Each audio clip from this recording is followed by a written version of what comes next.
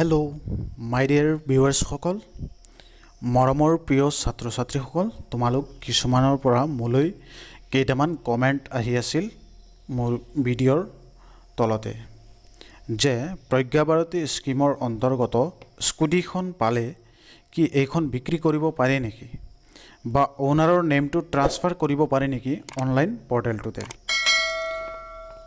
উচ্চতৰ মাধ্যমিকৰ প্ৰাপ্য ছাত্ৰ ছাত্ৰীক তেওঁলোকৰ যাতায়াতৰ প্ৰয়োজনীয়তা সুচল কৰি অধিক শিক্ষা গ্ৰহণৰ বাবে স্কুটি প্ৰদান কৰাৰ উদ্দেশ্য অসম চৰকাৰৰ HS স্কুটি আঁচনিখন আৰম্ভ কৰা হৈছিল।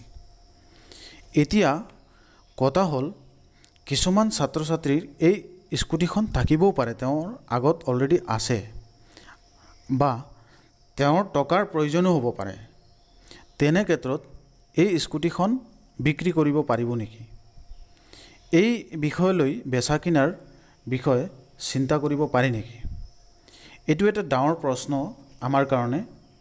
কাৰণটো হ'ল এই বিষয়টো নিজৰ নিজৰ ব্যক্তিগত কথা। ইয়াৰ কোনো উত্তৰ আমাৰ ফালৰ পৰা দিব নোৱাৰিম।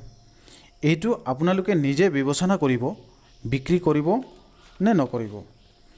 কিন্তু মোৰ এই বিষয়টোৰ ওপৰত মন্তব্যটো হ'ল যিকোনো এটা বঁটা বা অনুদান চৰকাৰে দিয়াৰ এটা উদ্দেশ্য থাকে, সেইটো যাতে আমাৰ সাধাৰণ ৰাইজৰ সেৱাৰ্থে হয়।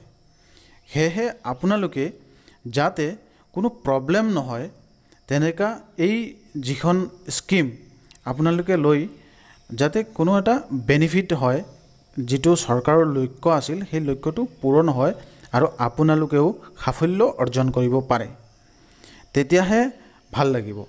সেইকাৰণে আপোনালোকৰ হাতত, কাৰণ গণতন্ত্ৰ দেশ, স্বাধীন মন, আপোনালোকে যি ইচ্ছা কৰিব পাৰে।